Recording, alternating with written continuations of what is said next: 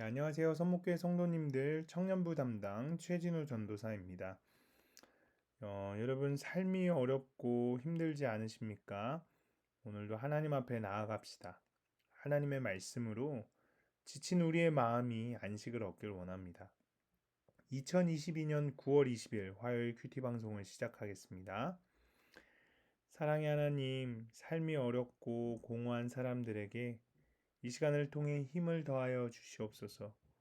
감사합니다. 예수님의 이름으로 기도합니다. 아멘. 네, 하나님께서 오늘 우리에게 주신 말씀은 고린도전서 11장 17절에서 34절까지의 말씀입니다. 내가 명하는 이 일에 너희를 칭찬하지 아니하나니 이는 너희의 모임이 유익이 못되고 도리어 해로움이라. 먼저 너희가 교회에 모일 때에 너희 중에 분쟁이 있다함을 듣고 어느 정도 믿거니와 너희 중에 파당이 있어야 너희 중에 옳다 인정함을 받는 자들이 나타나게 되리라. 그런즉 너희가 함께 모여서 주의 만찬을 먹을 수 없으니 이는 먹을 때에 각각 자기의 만찬을 먼저 갖다 먹으므로 어떤 사람은 시장하고 어떤 사람은 취함이라. 너희가 먹고 마실 집이 없느냐? 너희가 하나님의 교회를 업신여기고 빈궁한 자들을 부끄럽게 하느냐? 내가 너희에게 무슨 말을 하랴? 너희를 칭찬하랴? 이것으로 칭찬하지 않노라. 내가 너희에게 전한 것은 주께 받은 것이니 곧 주 예수께서 잡히시던 밤에 떡을 가지사 축사하시고 떼어 이르시되 이것은 너희를 위하는 내 몸이니 이것을 행하여 나를 기념하라 하시고 식후에 또한 그와 같이 잔을 가지시고 이르시되 이 잔은 내 피로 세운 새 언약이니 이것을 행하여 마실 때마다 나를 기념하라 하셨으니 너희가 이 떡을 먹으며 이 잔을 마실 때마다 주의 죽으심을 그가 오실 때까지 전하는 것이니라. 그러므로 누구든지 주의 떡이나 잔을 합당하지 않게 먹고 마시는 자는 주의 몸과 피에 대하여 죄를 짓는 것이니라. 사람이 자기를 살피고 그 후에야 이 떡을 먹고 이 잔을 마실지니 주의 몸을 분별하지 못하고 먹고 마시는 자는 자기의 죄를 먹고 마시는 것이니라. 그러므로 너희 중에 약한 자와 병든 자가 많고 잠자는 자도 적지 아니하니 우리가 우리를 살폈으면 판단을 받지 아니하려니와 우리가 판단을 받는 것은 주께 징계를 받는 것이니 이는 우리로 세상과 함께 정죄함을 받지 않게 하려 하심이라. 그런즉 내 형제들아 먹으러 모일 때에 서로 기다리라. 만일 누구든지 시장하거든 집에서 먹을지니 이는 너희 모임이 판단받는 모임이 되지 않게 하려 함이라. 그 밖의 일들은 내가 언제든지 갈 때에 바로 잡으리라.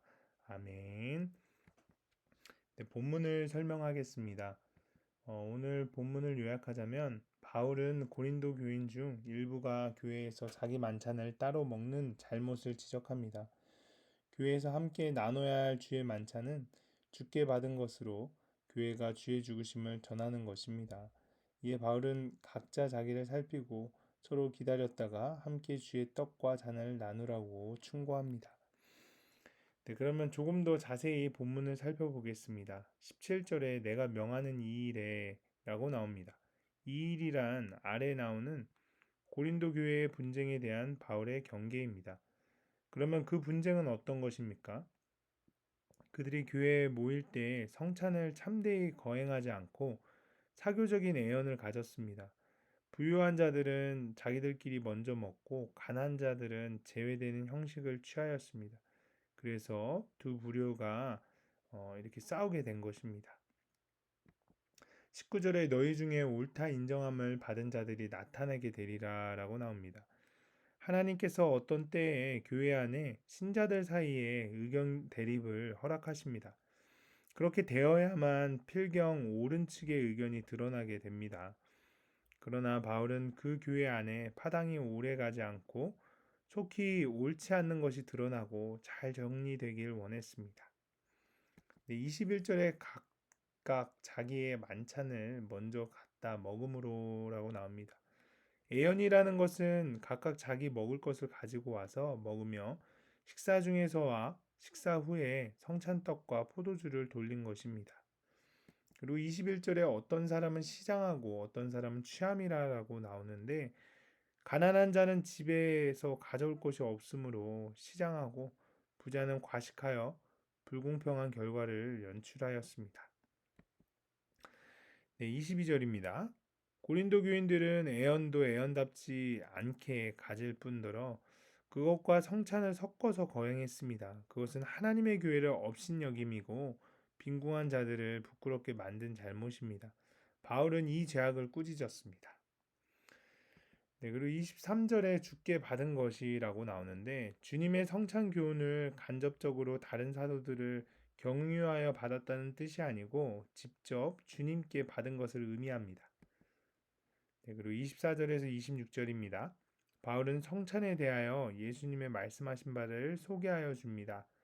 성찬은 주님 자신이 죽으시는 광경을 보여주는 것이라기보다는 그 속죄의 죽음의 결과를 나누어 주는 일입니다.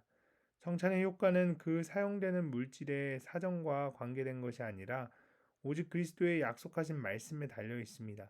약속하신 이도 그리스도요, 축복하실 이도 그리스도이십니다. 28절에 자기를 살피고라고 나옵니다. 자기로서 예수님의 죽으심이 속죄의 공유 있는 것임을 아는지 살펴보는 것이며 또한 자기의 죄를 살펴 회개함을 이름입니다. 네, 그리고 29절에 주의 몸을 분별하지 못하고라고 나오는데 성찬을 보통 음식과 같이 취급하며 먹음을 말합니다. 네, 그리고 마지막으로 32절 하나님께서 성찬에 대해 범죄한 자들을 징계하시는 목적은 그런 벌을 받고 회개케 하는 데 있습니다.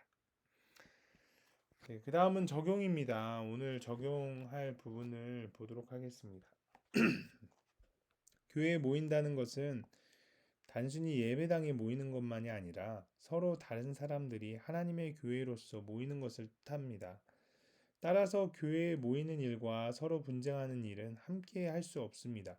더욱이 바울은 주의 몸과 피를 기리는 성찬에서 부자들이 음식을 따로 가져와 자기들끼리 먹는 일을 결코 칭찬할 수 없었습니다.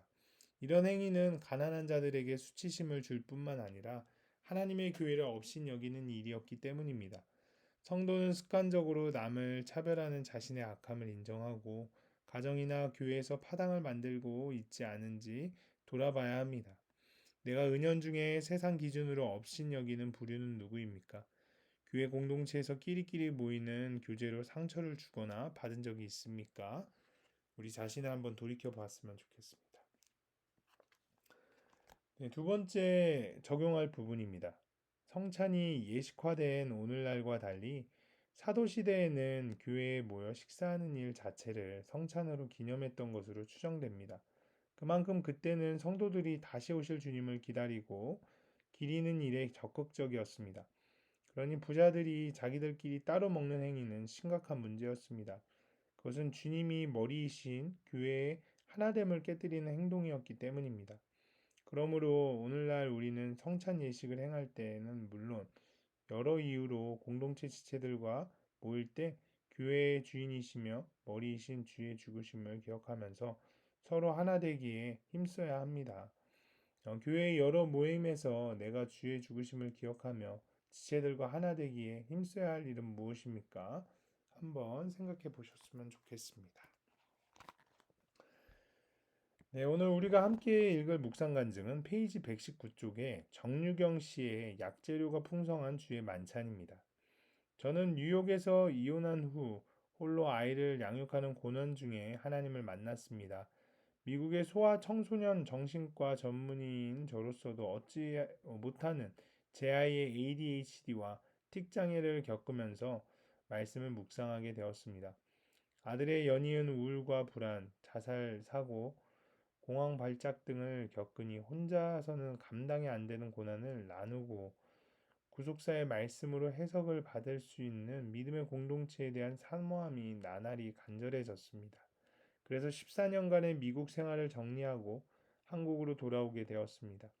그런데 한국에 오니 아들은 방문을 닫아 걸고 컴퓨터에 빠져들었습니다. 숙제를 한다며 앉아서는 동영상을 보고 게임과 채팅을 하느라 몇 시간을 보내기를 일쑤였습니다. 아들은 학기말 프로젝트 제출 기한이 다가오자 걱정은 하면서도 인터넷의 유혹을 떨치지 못했고 시간을 허비하다 늦은 시간이 되어서야 과제를 하겠다며 잠을 자지 않았습니다. 저는 걱정이 되어 어떻게든 아들을 바꿔보자고 잔소리를 하며 해결책을 구했습니다. 그러던 어느 날 아들은 새벽녘에 울면서 죽고 싶다고 호소하다 아침에는 일어나지 못해 학교를 결석하기도 했습니다. 저는 괴로운 마음에 교회 소그룹 지체들과 주일학교 선생님들께 기도를 부탁했습니다. 그러자 여러 지체가 7년째 방에서 나오지 않고 있는 아들 고난, 고등학교 시절 내내 우울과 불안으로 결석과 조퇴를 수없이 했던 딸 고난을 나눠주며 위로해 주었습니다. 더욱 감격했던 것은 제 아들의 얘기를 전해 듣고 그 자녀들이 직접 생생한 위로와 조언을 전해준 것입니다. 지체들의 자녀 고난이 풍성한 약재료가 된 주의 만찬을 맛보고 나서야 제가 날마다 주의 떡인 말씀을 묵상하면서도 합당하지 않게 먹고 있음을 알게 되었습니다. 저는 아들이 이 고난을 통해 주님의 피로 세운 새 언약을 깨닫게 되기를 기도하기보다 어떻게든 아들이 변화되어 실패하지 않기를 바라고 있었습니다. 저 또한 삶의 실패를 경험하며 하나님을 믿게 되었음에도 아들은 큰 고난 없이 공부도 잘하고 믿음도 좋기를 바란 것입니다. 아들의 어려움이 축복임을 기억하며 앞으로는 오로지 우리 구원을 위해 죽으신 주님을 기념하고 아들과 함께 고난을 통과해 나가겠습니다. 라고 하시면서 이렇게 적용하셨습니다. 아들이 밤늦도록 자지 않을 때 화내기보다 힘들지 라고 위로하며 간식을 챙겨주겠습니다. 제 아이뿐만 아니라 힘들어하는 다른 아이들을 위해서도 기도하겠습니다. 라고 하시면서 적용하셨습니다. 여러분들도 묵상 간증을 적어보시고 주위의 분들과 나눠보셨으면 좋겠습니다. 네, 그럼 오늘 큐티 방송을 마치도록 하겠습니다. 사랑의 하나님, 주님이 한 몸으로 지어주신 교회 안에서 은연중에 지체를 차별하고 업신여긴 죄를 회개합니다. 교회로 모일 때 나를 드러내려는 행위를 그치고 주의 죽으심을 기억하며 지체들과 하나 되기에 힘쓰게 하옵소서. 나 자신을 먼저 살피고 가족과 지체들을 기다려줄 수 있게 도와주시옵소서. 감사합니다. 예수님의 이름으로 기도합니다. 아멘.